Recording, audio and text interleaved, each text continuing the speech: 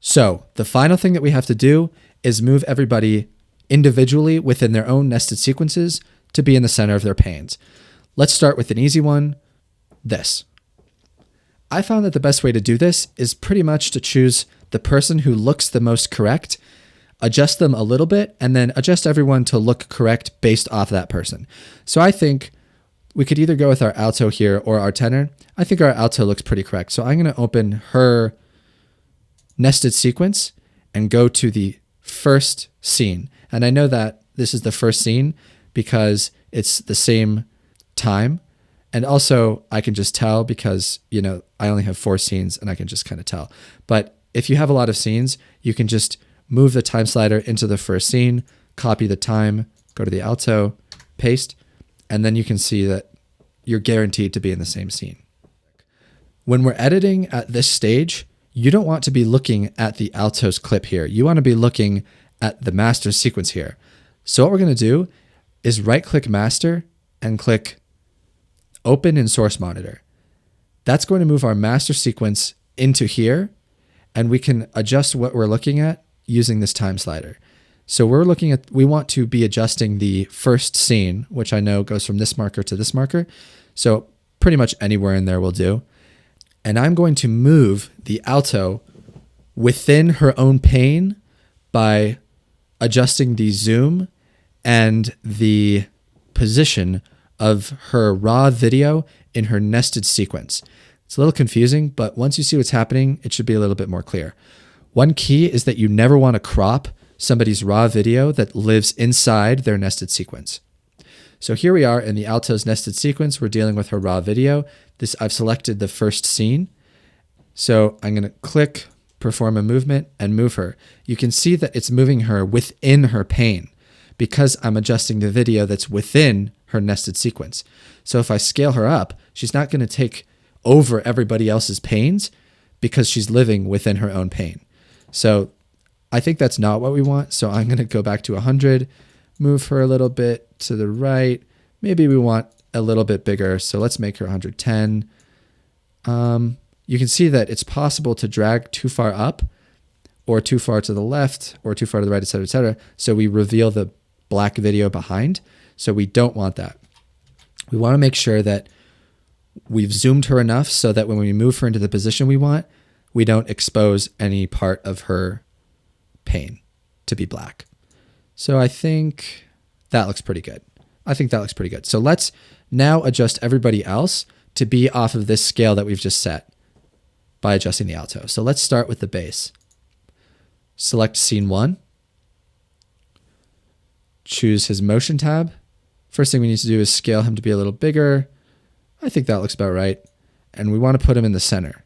However, he recorded so high on his video that if we put him in the same relative position, we have all this black video that's visible. So we have to make a choice. We want to say, okay, do we want to make him a little bigger and pull him down a little bit more so his eyes are kind of in the same place? Or do we want to make him a little smaller and make his eyes be a little bit higher, but it looks a little less weird? I think that's a good compromise right there. And he's in the same vertical line. So because he recorded in the center of his screen with respect to horizontal, they're now in the same vertical line. So I'm going to do the same thing. I'm going to fast forward, do the same thing to the soprano and the same thing to the other tenor.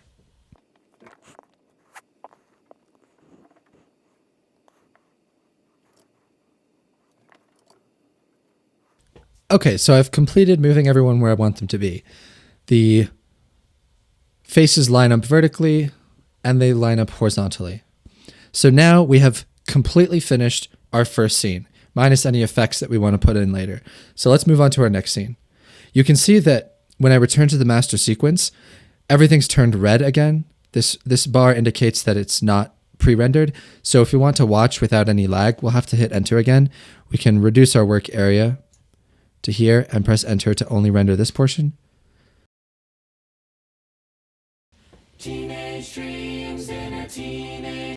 So what the heck? I didn't see anything going on here. That's because we have to remember that this program : master is different than source master. We manually added this sequence, which happens to be the same as this, into this window. But if we want to correspond it, if we want what's playing here to correspond with what we see down here, we have to select program, the program tab. So let's play it again. Teenage dreams in a teenage circus. That looks pretty good. They're not moving around a lot, which is ideal. Sometimes if people are swaying back and forth, you can happen to select a portion of the scene where they're like all the way to the left, and then you put them in the middle, and then they sway all the way to the right, and you're like, oh, oops. And you have to kind of select like the average point of their sway. So let's move on to scene 2.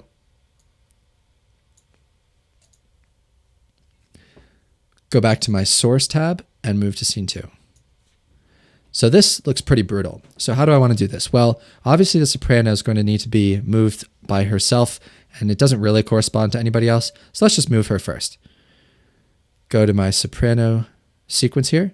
Go to scene 2. Change her motion. She needs to be moved to the right and up. Oops, we got a black bar. So undo that. And we can either zoom in and then move her up. I think that's good right there. Make sure she's just in the center. Okay, so I'll fast forward through. I'm going to adjust the alto, our tenor 1, our tenor 2, and our bass.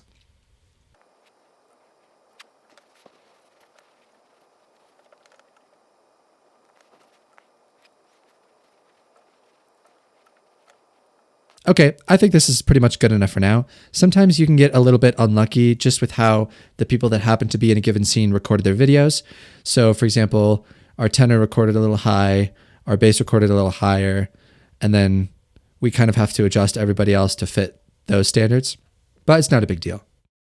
So I'm going to return to our master sequence, and you can see our entire sequence has reset to not being rendered, which can be kind of annoying because technically we only changed scene 2, but what are you going to do? Maybe it's fixed in the newer versions of Premiere Pro. So I'm going to hit enter and wait for it to render, and then I'll play it with no lag, and we'll see what it looks like. Teenage dreams in a teenage circus, running around like a clown on purpose. Who gives a damn? There we go. So everything we've done so far looks good. Let's move on to scene 3. I'll just expand my work area here. Doesn't really matter, but I'll have to do it eventually if I want to render all of this together. Move to scene 3 in our source window. Oh boy, okay, this is going to be a toughie because our bass recorded high, so we have to align to him. There's no way to adjust him to go to the middle because when we move him down into the middle, he looks like that and there's black bar up there. So we can either change our storyboard right now and make some adjustments, or we can base everything else off that. So what we're going to have to do, honestly, we might have to change our storyboard, which actually works out pretty well because I can show you what that's like. Because let's try to move our alto up to match him. Right, that's not happening. This is where it's good to have people who recorded a little bit further away from the cameras than everybody else. For example, our tenor. So let's actually bring our tenor in instead of our soprano. Remember what I said about how every clip is a reference to itself, kind of? That means that we can extend our tenor in here, and then I'm going to press C to access the cutting tool, cut him there, and this is the correct portion of the video. It didn't forget what it was just because I cut it and deleted this portion. I can kind of pull it back out of itself. So I'm going to get rid of our alto in the middle. Actually, I'm going to get rid of our bass. So goodbye bass, but first, before I delete him, I'm going to copy his motion and crop properties and bring him onto the tenor. Now he's completely replaced him in his pane, and we're in our master sequence still. Delete him because he's just behind our tenor. And now we can move our tenor to match our other parts here. So let's move our tenor. Scene 3. Okay, as you can see, it's actually going to be a little bit more complicated than I imagined because he also kind of recorded close to the top of his video. But this might be as good as we're going to get here. In fact, just to make it look a little bit so it's not by accident, I'm actually going to remove the soprano too and replace her with the bass. So now we have our guys on the left and right, and they're going to be a little bit higher. And we'll pretend that was on purpose and it's a design choice. You can do whatever you want because you're the artist. So personally, I think this doesn't look amazing, but we're playing with the cards we were dealt with. If you really wanted to fix it, you could just start from the bottom up for this scene and remake the scene. In reality, you're going to have a lot more actors that you can replace people with, and the chances are you'll find a way to fit them all together. So we're done with scene 3. Let's move on to scene 4. So if you remember, when we made this scene in the master sequence, we just copied the properties from the first scene onto the appropriate panes in the fourth scene. So they're all the same people. So we can actually do a similar process within each person's nested sequence. So in the tenor one's nested sequence, we know that he should be in the same portion of the screen now, he should be in the same portion of his pane that he was in the first scene. So I'm just going to copy those properties and paste them on himself in the fourth scene. So let's do the same thing with the soprano. Copy the properties, put them onto the last scene, and the bass, and the alto. So they have changed positions, right? Their panes moved.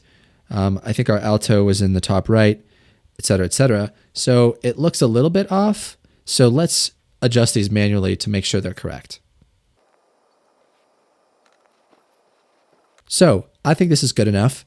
Our bass is a little bit high, but that's okay. We could replace him with the other tenor if we wanted and move the other tenor to be in the middle like everybody else's. But I think it looks okay for the purposes of demonstration. So I'm going to expand my work area. I'm going to delete all the clips from the 0th scene and pretend that I want it to be black for some reason. And I'm going to press enter. It's going to render the entire master sequence.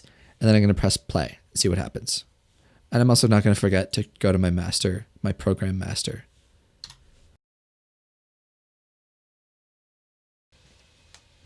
Teenage dreams in a teenage circus, running around like a clown on purpose. Who gives a damn about the family you come from? No giving up when you're young and you want some. So that looks pretty good. We're pretty much done.